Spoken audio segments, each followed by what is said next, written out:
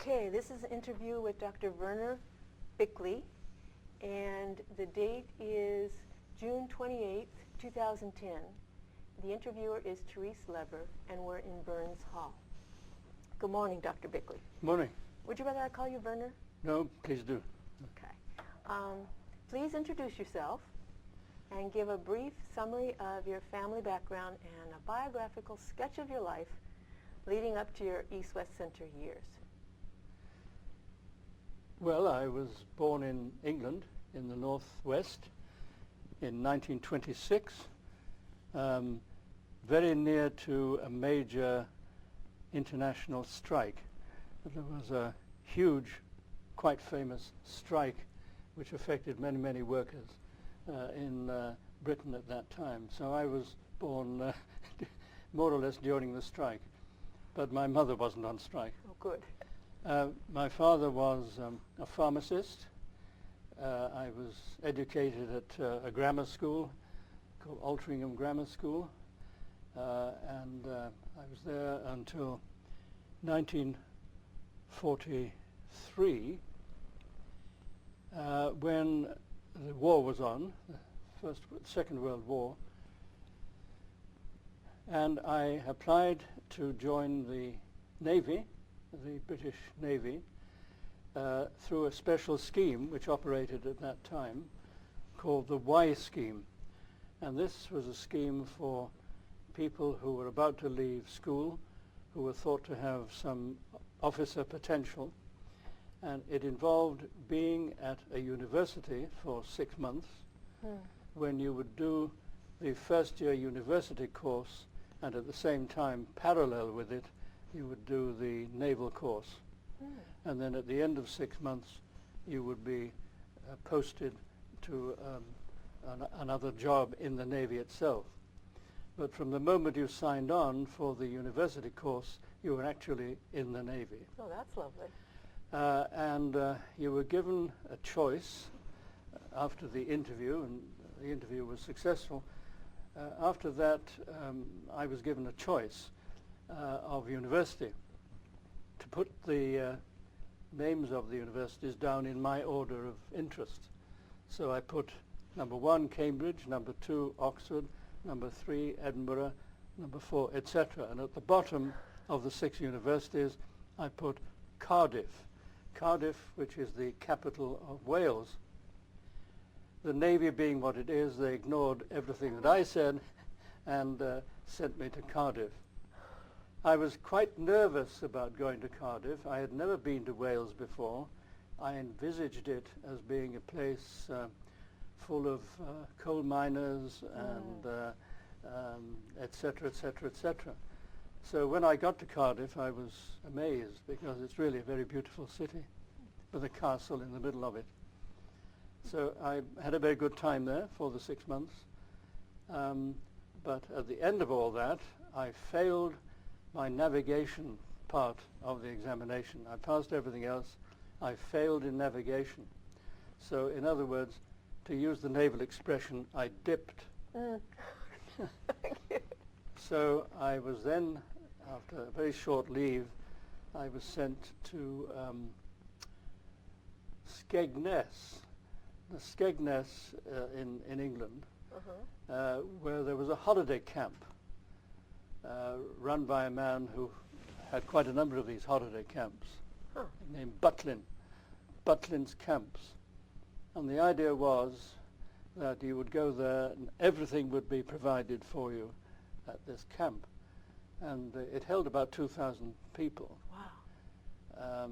Anyway, when I got there, it was taken over by the Navy. Everything had been stripped that was comfortable in any way. Wow. It was ghastly, and of course it was right on the ocean, and at that time you couldn't get onto the beach because it was festooned with barbed wire to keep out the invading Germans, I suppose. And it was in the winter. Several people died of pneumonia. I mean, it was really appalling. Food was awful.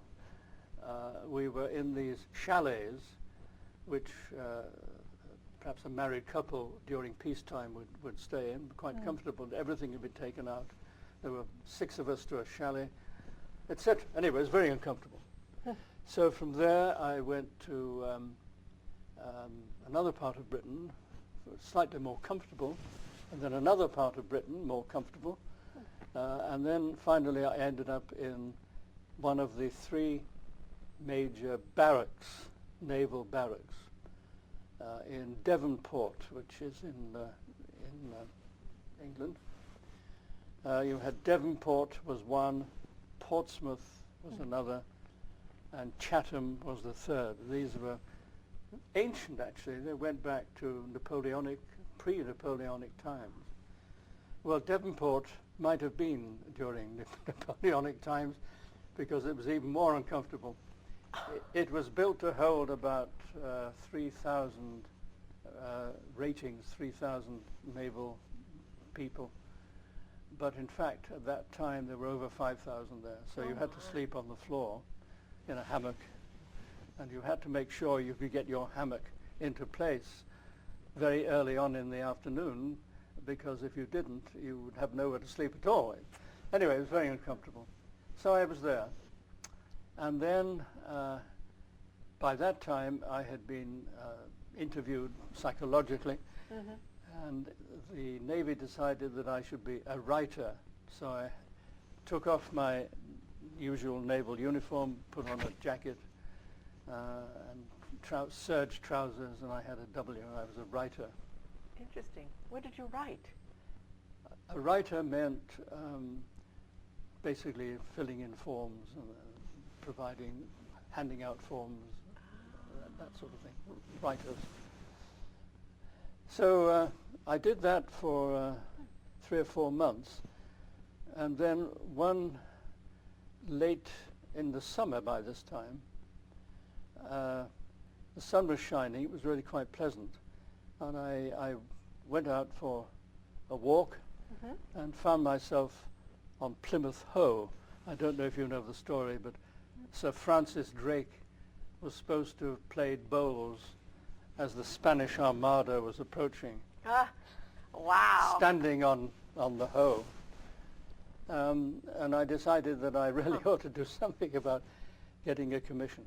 So I think it was the next day or a couple of days later, I was going through some files, and I noticed that they were offering the possibility, subject to examinations, subject to interviews, of becoming a person in the special branch, particularly involved in cipher work.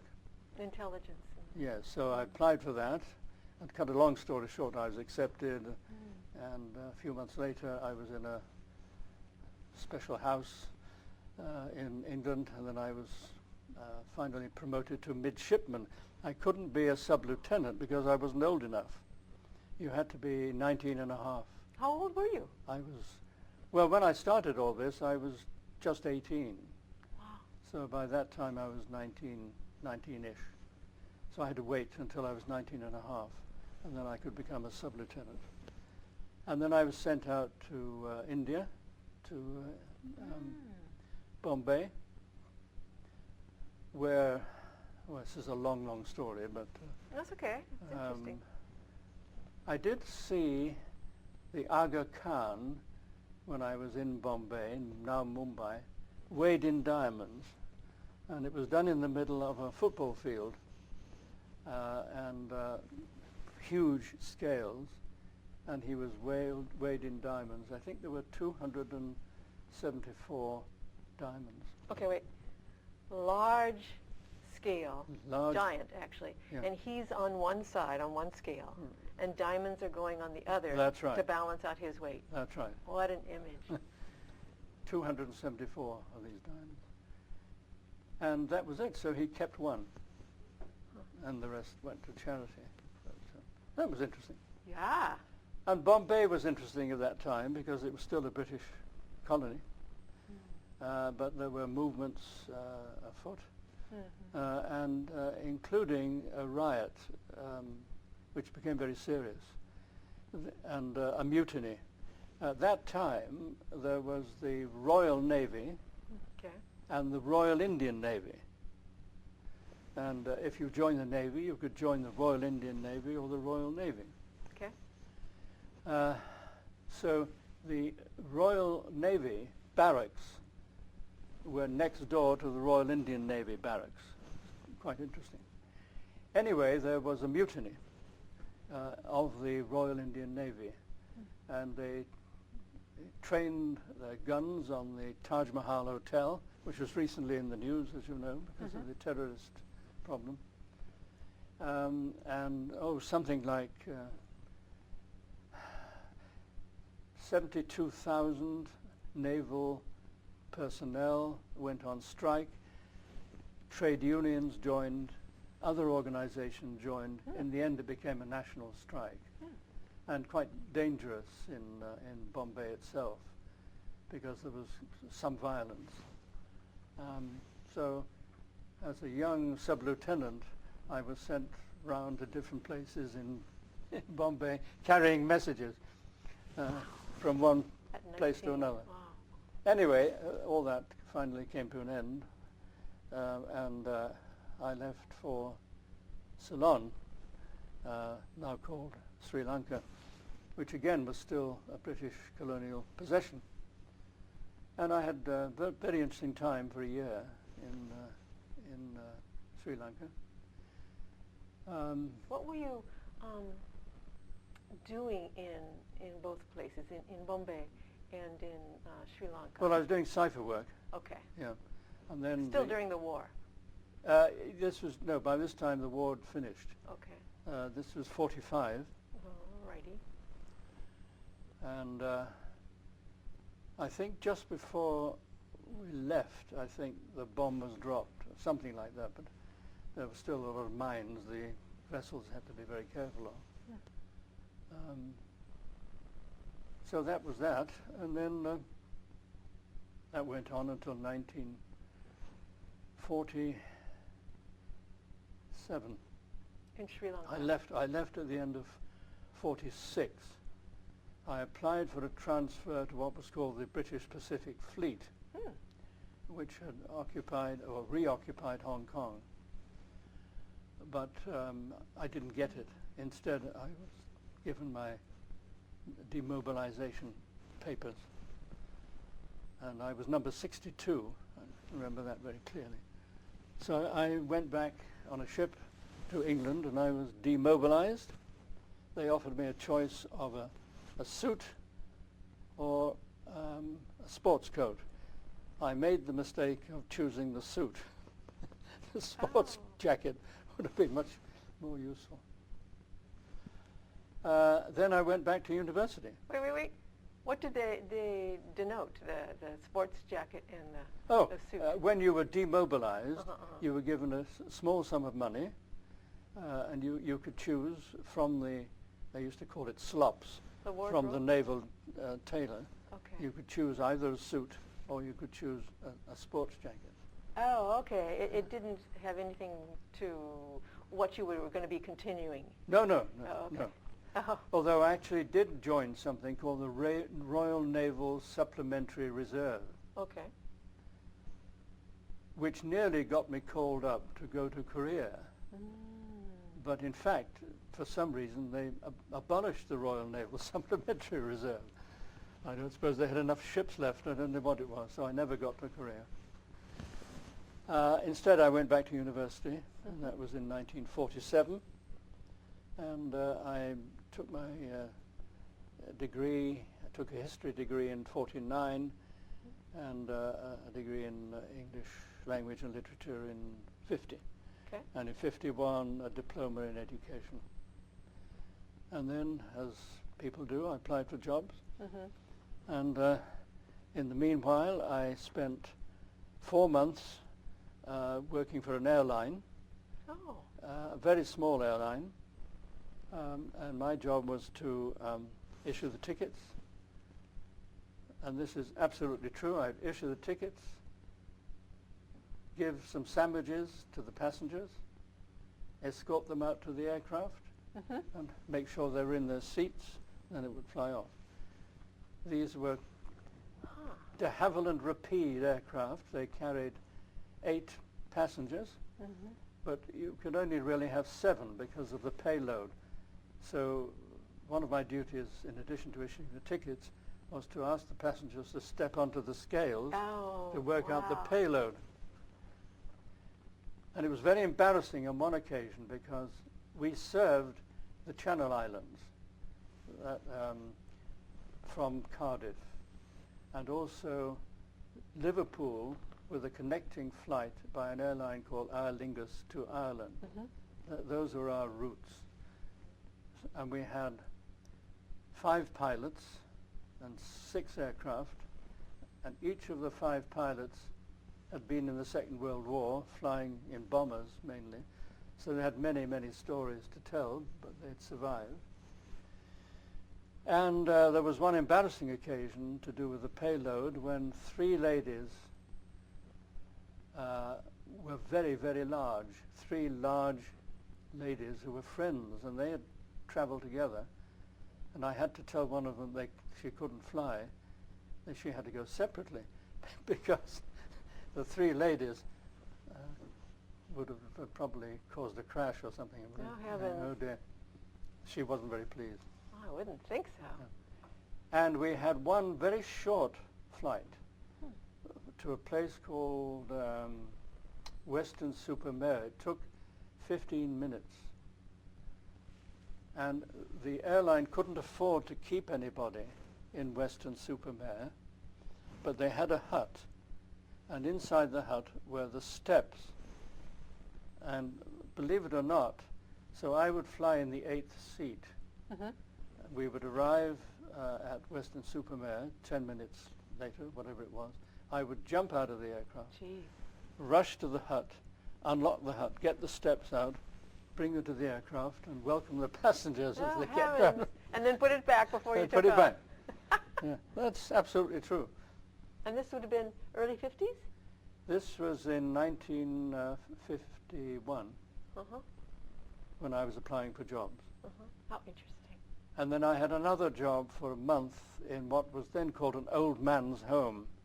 They had old women's homes and old men's homes. They don't have those anymore. They call them something else, and they're mixed. And the old man's home was interesting. The warden, as he was called, which was not a very good name, I don't think. The warden, I didn't get on with him for about 2 weeks because he assumed that since I'd come from university, I was obviously effete, useless, read books. Know-it-all. Did all that kind of thing. But he didn't realize that I had spent in Devonport Barracks a lot of time sweeping almost everything you could possibly imagine. So we got on quite well eventually. So that was interesting. Sounds very interesting. And there was one story about a gentleman. When you became very ill, they didn't keep you in the home. They sent you to a hospital. And poor George, whatever his name was, who was 102, was eventually taken off to hospital. But the rumor was, see, when you entered one of these places, basically all your possessions were taken away from you, and they would give you an allowance, a little bit of money, and you could go out of the home to a pub, and you had to get back by 10 o'clock or something like that. And if you didn't get back by whenever it was, 10 or 10:30, you were locked out. Oh, God. So there was one old man who was locked out, but didn't do any harm. He spent the night on a bench. Anyway, it was quite interesting because towards the end, this gentleman of 102 who had been taken away, the rumor was that he had kept some of the money and he'd hidden it. Perhaps he'd hidden it in the walls. And so for quite some time after that, these little old men could be seen poking their sticks. Oh, at the home, in his room. No, in the garden. Oh, in the garden. Yeah, in the walls. Yes. Oh, how funny. But Great anyway, memories. yeah. Anyway, there it was. So then I applied for various jobs, and I was eventually accepted by what was then called the Colonial Service. And Is that our equivalent of the Foreign Service? the Colonial Service was separate from the British Foreign Office, Okay. and basically it employed people to go out to the various colonies that existed. In those days it was a service on its own. So I applied for the Colonial Education Service, and I got through the interview. And I had applied actually for a specific country, which was Cyprus. Oh. And in those days, before all the troubles in Cyprus, it seemed to me to be a very good idea. Sunshine, beaches, and all that. So, but when I finally went for the interview, which is a story in itself, I don't know how long you want to go on with this. Oh, go ahead. Before you went to the interview. But anyway, they had trams in Cardiff. Okay. And so I caught the tram from where I was living, the lodgings I was in. In order to catch a particular train, in order to get to London something like 2 hours before the interview, or an hour and a half to 2 hours before the interview. The tram broke down. Oh, heavens. So I didn't know whether to stay on the tram in case they could repair it or get off the tram. So I got off the tram and ran to the station, and they was closing the barriers, and I said, "Let me through." "Can't do that. Can't do that." "Please, please, I have to be in London." "Can't do that." So I said, "How can I get?" "Oh, I don't know. It's up to you, mate." So I then ran out to a taxi and said, "Can you race the train to the next station," which was a place called Newport. "More than my license is worth. Can't do that, boy." Wow. So that was that. So I had to catch the next train, which was to arrive approximately an hour and a half after my interview had started. Fortunately, at the first stop, there was a telephone, very unusual, on the platform. I was able to get out of the train, telephone the Colonial Office, and say, "I'm very, very sorry, but I'm going to be late." "All right, we'll pass that message on." I got back on the train, and I got there an hour and a half late. I went to the building, which was in a street called Great Smith Street, and not much security in those days. There wasn't any need for it. But there was an elderly naval man on the desk, and he said, "Oh," he said, "they've been waiting for you." "Oh." So I went into the interview, and they were still there, sitting round a table looking extremely grumpy. And the chairman said, "You're late, very late." And I said, "Oh, I'm extremely sorry, sir, but didn't you get my message?" "Message? What message?" Oh, heavens. "I believe there's a message. There's a message." "What? You didn't send it up? What?" "Do sit down." He said, "Let me take your coat." Oh, heavens. Oh, totally different. So that was all right. So then they said, "We see that you've applied for Cyprus." And I said, "Yes." "We don't think that's suitable for a young man like you." I was then about 26, 25, whatever it was. "For a young man like you, not a great deal of opportunity, small place. Why don't we put you down for Malaya?" Now, at that time, Malaya was in the throes of an emergency, so-called. Actually, it was a war. You know all about You can explain. Yeah. During the Second World War, Chinese communist forces assisted the Allied forces in the jungles of Malaya and elsewhere. After the Second World War was over, the leader of not just the leader, but the communist forces switched and basically began a campaign to take over Malaya. against the Malays, if you like, and certainly against the British. So they started a terrorist campaign, and planters, there was a lot of rubber planting and so on, planters were shot, rooms had to be boarded up, rifles issued, and all the rest of it. Mrs. Stutchbury, I remember her case. She and her, I think it was her servant, her ama, they were going to meet somewhere or other, and her husband said, I can't come now, but I'll join you there later. And she was captured, and they cut her head off. Ow! And also so the Mrs. Stutchbury's case was not unusual. So this went on and on and on and on, and when I arrived it was in full swing. Not so much in Singapore, where I was, but certainly on in Malaya itself, because as you know, you had the Straits settlements and you had Malaya, but they were one in terms of the colonial service. Okay, my ignorance. Malaya was Malaysia. No, Malaya. Okay. It was called Malaya. What is it, and what countries does it include now, Malaya? Well, now that it's Malaysia, it's now embraced a part of Borneo. Okay. So now you have Malaya, and you have Sarawak. Okay. What used to be Sarawak. So these are now part of the Federation of Malaysia. Okay. But in those days, they were all one. So you had Penang, which was, although it's an island and it's somewhat separate, it was administered separately.